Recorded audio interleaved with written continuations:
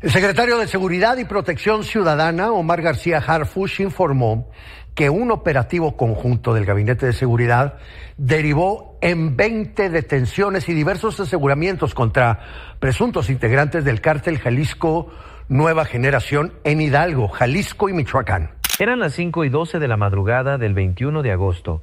Un rugido rompió el silencio de una bodega en las afueras de Pachuca. No era humano, no era motor, era animal, era hambre, era jaula. Los marinos que abrieron la puerta metálica se quedaron congelados. Frente a ellos, detrás de una reja improvisada, dos ojos amarillos los miraban fijamente. Un tigre de Bengala, delgado, sucio, vivo, en una bodega del cártel Jalisco Nueva Generación, en el corazón de Hidalgo. Nadie se atrevió a respirar. El capitán de fragata Alejandro Rendón, de 38 años, oriundo de Veracruz, con 15 años en la Marina y 2 hijos esperándolo en casa, fue el primero en bajar el arma. No por descuido, por incredulidad. Aquí hay más, susurró por radio. Repito, aquí hay más. Y sí, había más, mucho más. En 36 inmuebles distribuidos entre Hidalgo, Jalisco y Michoacán, las fuerzas federales estaban ejecutando el operativo coordinado más grande de las últimas semanas contra el CJNG. 20 detenidos, 113 vehículos asegurados, 10 armas de fuego, cartuchos de diversos calibres, dosis de fentanilo, metanfetamina y marihuana, un dron, un inhibidor de drones, equipo de comunicación, joyería, dinero en efectivo, y tigres, y panteras, y aves silvestres en jaulas oxidadas. Pero lo que ese tigre representaba, escondido en una bodega de un cártel, alimentado con las sobras de una guerra que ha ensangrentado a México durante años, eso era mucho peor que cualquier arma decomisada. Era el símbolo, era la firma, era la arrogancia hecha jaula, y era, sobre todo, la prueba de algo que las autoridades sospechaban desde hacía meses. La célula del tío Laco no era una banda, era un imperio con lujos tan obscenos que había olvidado una regla básica del crimen organizado. Nunca presumas lo que no puedes defender. Y ese 21 de agosto, a las 5:12 de la madrugada, el Estado mexicano vino a cobrar la factura. Pero lo que encontraron en esos 36 inmuebles, eso cambiaría todo. Hidalgo, Jalisco y Michoacán. 3 estados, un solo tejido criminal. Durante meses, los equipos de inteligencia del Gabinete de Seguridad habían trazado un mapa invisible. Un mapa de bodegas, casas de seguridad, ranchos, talleres mecánicos, corrales, todos aparentemente desconectados. Todos, en realidad, pertenecientes a la misma red. La red que respondía a un nombre, Heraclio Guerrero Martínez, alias Tío Laco, jefe regional del cártel Jalisco Nueva Generación. La operación había comenzado mucho antes del primer disparo, mucho antes de la primera puerta derribada. Había comenzado con una libreta verde forrada en plástico, encontrada meses atrás en un vehículo abandonado en La Piedad. En sus páginas, iniciales, rutas, montos, apodos, y una lista de 36 direcciones. Nadie sabía todavía qué significaba esa lista. Pero cuando los analistas cruzaron los datos con reportes de vuelos privados, movimientos financieros y llamadas interceptadas, el mapa se dibujó solo. Cada dirección era un eslabón. Cada eslabón sostenía la cadena, y la cadena sostenía al tío Laco. El 19 de agosto, el ejército mexicano ya había intentado el primer golpe. Un operativo de precisión en Michoacán, en las localidades de Tinaja de Vargas y Colesio, en los municipios de Tanhuato y Ecuandureo. El objetivo era detener al propio tío Laco. No lo lograron. El jefe regional escapó, pero en su fuga dejó atrás a 12 personas de su círculo, entre ellas 2 que él nunca imaginó perder, su hija Lourdes y su pareja sentimental Marisol. También dejó 2 inmuebles, 64 vehículos, una ametralladora calibre .50, 4 ametralladoras Minimi, 8 artefactos explosivos, 7 motocicletas, un dron. Y bloqueos ardientes en más de 20 tramos carreteros de Michoacán, entre Zamora, La Piedad, Ecuandureo, Chilchota, Zacapu, Tangancícuaro y Morelia. Camiones incendiados, pickups reducidas a chatarra humeante, familias atrapadas en sus casas, Ese fue el precio de haberlo tocado, pero el precio de haber fallado en atraparlo fue peor, porque el tío Laco, ya sin hija, ya sin pareja, ya sin 12 operadores, entró en modo supervivencia. Y quien está en modo supervivencia comete errores. El 21 de agosto, a las 4:47 de la madrugada, la orden llegó a los mandos de las 5 instituciones coordinadas: Defensa, Marina, Guardia Nacional, Fiscalía General de la República y Secretaría de Seguridad y Protección Ciudadana. Nombre en clave interno: Operación Jaula. Objetivo: los 36 inmuebles, simultáneamente, sin fugas, sin advertencias, sin misericordia, y lo que ocurrió en los siguientes 90 minutos definiría el golpe más grande al CJNG en lo que va del año. 5:12 de la madrugada. Hidalgo. Los equipos Alfa, Bravo y Charlie de la Marina entraron por 3 flancos distintos a un rancho a las afueras de Tulancingo. La bruma cubría los corrales. El olor a estiércol y gasolina se mezclaba con algo más, algo salvaje, algo que los marinos no habían olido nunca en un operativo. Era el olor de las jaulas, el olor de los animales cautivos. Adentro, adentro, adentro. La voz del comandante crujió por el radio. Las puertas se dieron con un golpe seco. En el interior, 4 hombres dormían en catres militares. Uno intentó alcanzar una pistola bajo la almohada.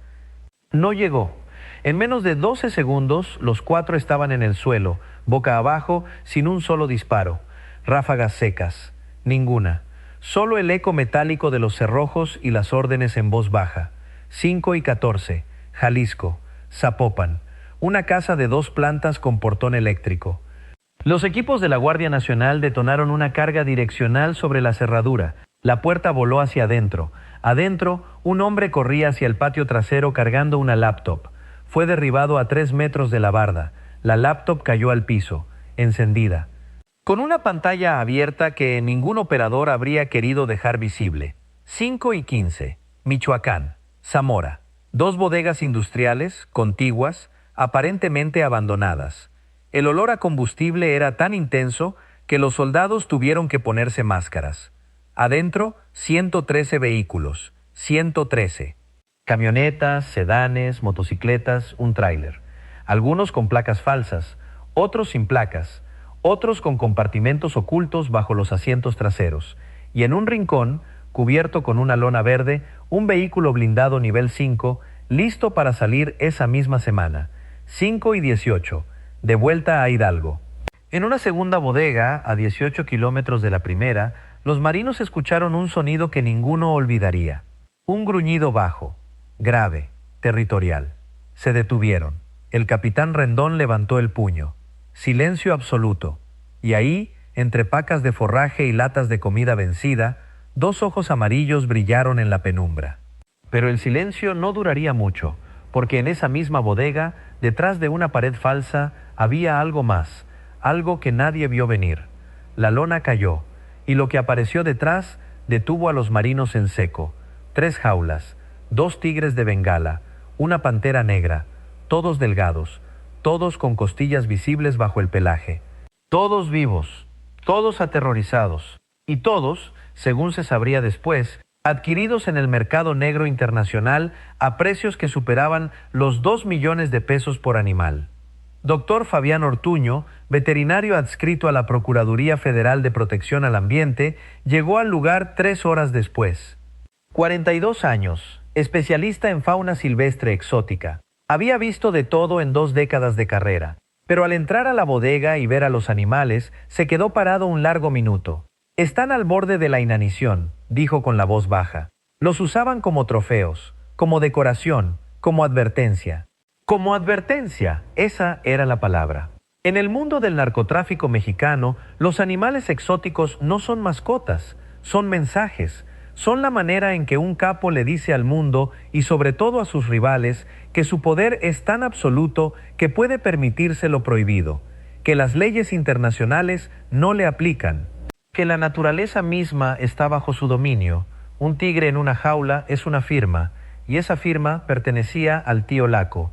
Pero lo más perturbador no eran los tigres, ni siquiera la pantera, era lo que los rodeaba. En una de las jaulas, sobre el suelo de concreto, había restos de comida, huesos, pero no de res, no de pollo. Los peritos aún estarían analizando esos restos durante días, y las hipótesis que se manejaban en voz baja entre marinos y agentes de la fiscalía eran tan oscuras que ninguno se atrevió a escribirlas en el reporte preliminar. En otra sección de la bodega aparecieron aves. Guacamayas, loros, un tucán, algunos en jaulas del tamaño adecuado, la mayoría no, en condiciones que la Procuraduría del Ambiente calificaría después como de crueldad extrema. Todo en la propiedad de un hombre que se hacía llamar Tío, un tío que coleccionaba fieras mientras ordenaba masacres. «Esto no es un decomiso de fauna», dijo el doctor Ortuño mientras acariciaba con cuidado el vidrio de una jaula. «Esto es un espejo. Esto es lo que el crimen organizado piensa de la vida, de cualquier vida, y lo que descubrieron a continuación heló la sangre de todos los presentes». Detrás de las jaulas, empotrada en la pared, había una escotilla metálica, cerrada con candado. Un candado nuevo, un candado que no debía estar ahí. Los tigres eran solo la fachada. Lo verdadero estaba en los sótanos. La escotilla se dio a las 7:43. Debajo, una escalera angosta descendía 5 metros. Y al fondo, iluminado por un solo foco desnudo, un cuarto de 3 por 4 metros. Frío, seco, silencioso. En su interior, 10 armas de fuego, 7 cortas y 3 largas, con los números de serie limados. Cargadores para cada una. Cartuchos de calibres 9 milímetros, .40, 7.62 por 39 y .50. Un dron industrial modificado capaz de cargar hasta 4 kilos. Y a su lado, sobre una mesa plegable, un inhibidor de drones. El mismo tipo de dispositivo que las autoridades habían visto usar en zonas de conflicto en Michoacán. El mismo tipo de dispositivo que solo se consigue por 2 vías: contrabando militar internacional o filtración desde una fuerza armada. Y en un rincón, dentro de una caja fuerte que los peritos abrirían con corte térmico, aparecieron los documentos, fajos de efectivo, joyería y una libreta. Otra libreta, distinta a la libreta verde original. Esta era negra, y en sus páginas, escritas a mano, con la caligrafía apretada de alguien que llevaba las cuentas con cuidado obsesivo, aparecían códigos, iniciales, cifras: TL01, TL07, TL19. La firma se repetía. El tío Laco lo firmaba todo. Una de las páginas mostraba una lista de pagos mensuales, cifras que iban desde los 50,000 hasta los 400,000 pesos. Junto a cada cifra, una inicial, y junto a cada inicial, un símbolo que los analistas identificarían después como código para operador oficial. Es decir, gente de estructura pública que, presuntamente, cobraba del cártel.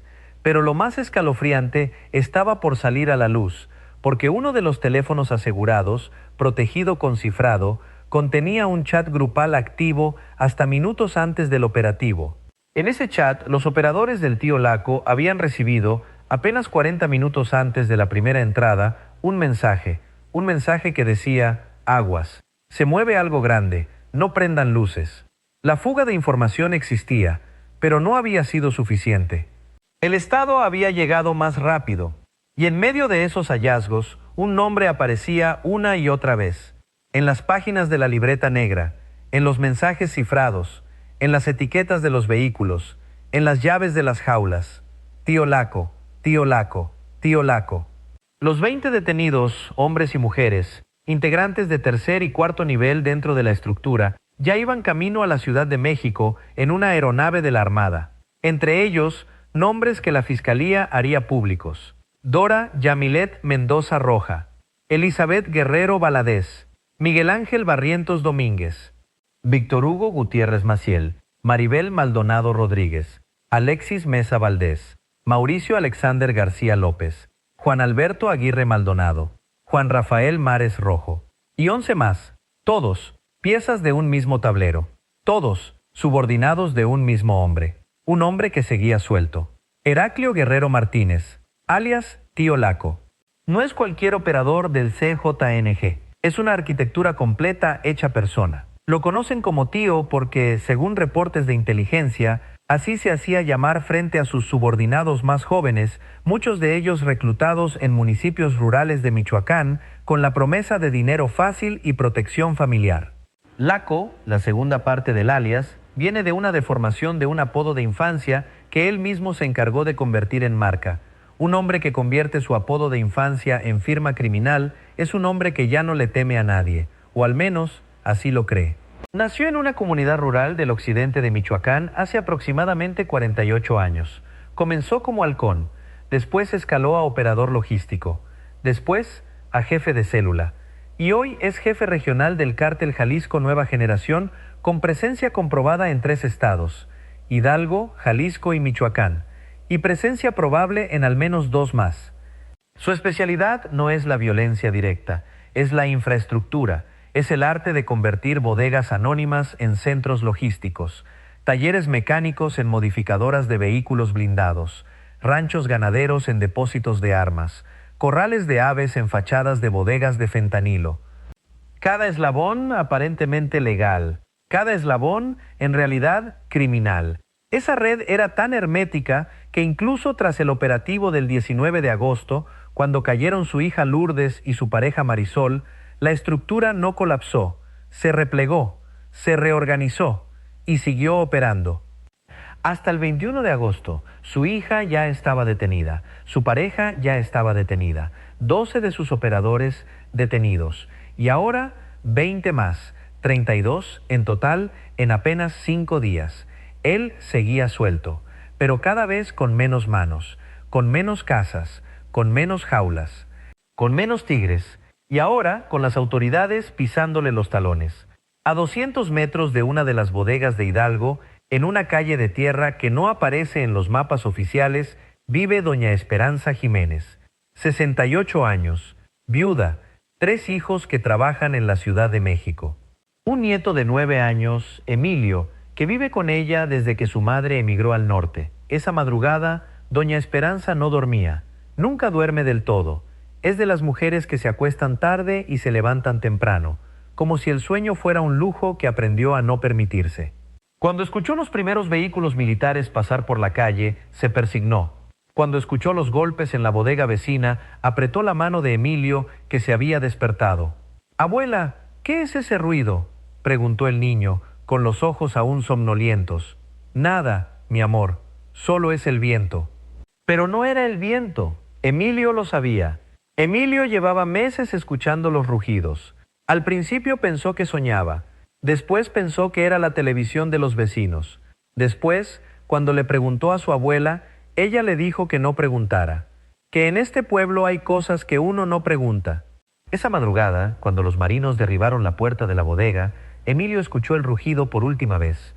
Un rugido largo, triste, casi un llanto. Y después, silencio. «Abuela», dijo el niño sin soltar su mano. «¿Ya se fueron?». Doña Esperanza no supo qué responder, porque los tigres sí. Los tigres se los llevaron esa misma tarde, sedados, en camiones especiales, rumbo a un santuario de fauna silvestre. Pero los hombres que los alimentaban, los hombres que llegaban en camionetas negras a cualquier hora, los hombres que hacían que todo el pueblo caminara con la mirada baja. Esos hombres, algunos sí, otros no. Otros seguían allá afuera, sin cara, sin nombre, pero ahí. «No sé, mi amor», dijo por fin. «Ojalá sí, ojalá esta vez sí». Le temblaban las manos. No las escondió. Emilio las tomó entre las suyas, pequeñas, tibias, y no dijo nada. A veces los niños entienden más de lo que sus abuelas quieren aceptar. Y mientras doña Esperanza y Emilio se abrazaban en una cocina de paredes descascaradas, a 1500 kilómetros de ahí, en la Ciudad de México, un hombre se preparaba para dar una conferencia de prensa. La información llegó al despacho de Omar García Harfuch a las 7:59 de la mañana del 23 de agosto. Reporte consolidado de las 3 entidades. 20 detenidos, 36 inmuebles catados, 113 vehículos, 10 armas, tigres, panteras, aves, un dron, un inhibidor de drones, documentos, efectivo, joyería y una libreta negra. Hubo una pausa. Quienes conocen a Harfuch saben que esas pausas no son vacío, son cálculo, Son estrategia formándose en tiempo real. El titular de la Secretaría de Seguridad y Protección Ciudadana leyó el reporte 2 veces. Luego lo dejó sobre la mesa. Luego miró por la ventana. Confirmen los traslados a la FGR, ordenó. Todos, en la misma aeronave de la Armada. Que nadie los pierda de vista un solo minuto. Desde su despacho, activó la coordinación con la Fiscalía General de la República para los peritajes. Solicitó análisis forense inmediato de la libreta negra. Ordenó cruce de datos entre los teléfonos asegurados y las bases de inteligencia militar. Y pidió, específicamente, un rastreo veterinario de los animales exóticos. Quiero saber de dónde vinieron, quién los vendió, quién los transportó, quién los recibió, todo. Pero Harfuch sabía algo más. Sabía que el tío Laco, ahora sin hija, sin pareja, sin 12 operadores, sin 20 más, sin tigres y sin bodegas, ya no era el mismo hombre que había escapado el 19 de agosto. Ahora era un hombre acorralado. Y los hombres acorralados son los más peligrosos, o los más torpes, o ambas cosas.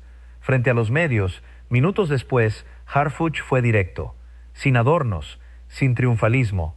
No perseguimos solo hombres, perseguimos estructuras, y hoy le arrancamos 32 piezas a una de las más peligrosas del país. Esto no fue un decomiso, fue una declaración. Los reporteros preguntaron por los animales, por los tigres, por la pantera. La pregunta obvia, la pregunta viral, la pregunta que dominaría redes sociales durante días. Harfuch respondió con una calma que era, en sí misma, una amenaza. Que quede claro, quien crea que puede comprar tigres con la sangre de los mexicanos, va a responder. Todos van a responder. El tío Laco también. No importa cuánto tarde, no importa dónde se esconda. La estructura ya está cayendo, y él va detrás. La sala se quedó en silencio. Y mientras Harfuch bajaba del podio, en Michoacán, los bloqueos del 19 de agosto aún humeaban en la memoria de las familias que habían quedado atrapadas entre camiones incendiados y carreteras cerradas. Los 20 detenidos llegaron a la Ciudad de México esa misma noche. Fueron puestos a disposición de la Fiscalía General de la República para el proceso correspondiente. Los 113 vehículos quedaron bajo resguardo, las 10 armas en peritaje, la droga en cadena de custodia, el dron y el inhibidor de drones en manos de peritos especializados en tecnología militar, y la libreta negra. La libreta negra estaba siendo transcrita página por página en una oficina blindada donde solo 5 personas tenían acceso. En Zapopan, en Tulancingo, en Zamora, las bodegas quedaron selladas con cintas amarillas. Las banderas de la Fiscalía ondeaban en las puertas donde antes ondeaba el silencio del miedo. Los tigres y la pantera fueron trasladados a un santuario en Puebla. El doctor Ortuño acompañó el traslado personalmente. Al liberarlos en un recinto amplio, con vegetación, agua limpia y sombra, uno de los tigres dio 3 pasos, se detuvo, olfateó el aire y rugió. Un rugido distinto al de la bodega. Un rugido más largo, menos hambriento, casi un rugido de tigre. «Este va a sobrevivir», dijo el veterinario, con los ojos vidriosos. Sin embargo, nadie se atrevía a cantar victoria, porque el tío Laco seguía suelto, porque la libreta negra apenas comenzaba a revelar sus secretos, porque los nombres marcados con el símbolo de operador oficial aún no habían sido pronunciados en voz alta, porque el crimen organizado no desaparece con un operativo, se repliega, se reorganiza, espera, y cuando detecta debilidad, regresa con más fuerza, con más armas, con más tigres. Esa noche, en la casa de doña Esperanza, Emilio se durmió por primera vez en meses sin escuchar rugidos. La abuela lo arropó, le acarició la frente, y se quedó sentada al borde de la cama mirándolo respirar. «Mañana, mi amor», susurró, aunque el niño ya no la escuchaba. «Mañana vamos a caminar por la calle sin bajar la mirada. Aunque sea un día, aunque sea un rato». No sabía si sería cierto, no sabía si el silencio duraría, no sabía si mañana no llegarían otros hombres, en otras camionetas, con otras jaulas y otros tigres. Pero esa noche, por primera vez en mucho tiempo, sintió algo parecido a la esperanza. Frágil, pequeña, pero esperanza. Y en algún lugar de Michoacán, o de Jalisco, o de un estado donde nadie lo esperaba, un hombre llamado Heraclio Guerrero Martínez, alias Tío Laco, miraba las noticias en un televisor de bajo volumen y calculaba cuántas piezas le quedaban en el tablero. menos de las que necesitaba, muchas menos. La pregunta que quedaba flotando en el aire, la que nadie se atrevía a hacer en voz alta, era esta. Cuando un imperio se derrumba por dentro, ¿cuánto tarda el capo en darse cuenta de que ya está solo? Hoy el Estado respondió con toda su fuerza. 32 piezas caídas en 5 días. Un imperio con tigres, panteras, drones e inhibidores, desmantelado pieza por pieza. Pero el tío Laco seguía respirando. Y mientras él respire, la estructura, aunque herida, aunque sangrante, aunque humillada, aún podría intentar levantarse. Hoy ardió una jaula. Mañana podría arder algo mucho más grande, y si nadie responde por los nombres que aparecen en la libreta negra, por los operadores oficiales que cobraban del cártel, por los que permitieron que un tigre viviera en una bodega mientras un niño de 9 años se dormía escuchando sus rugidos.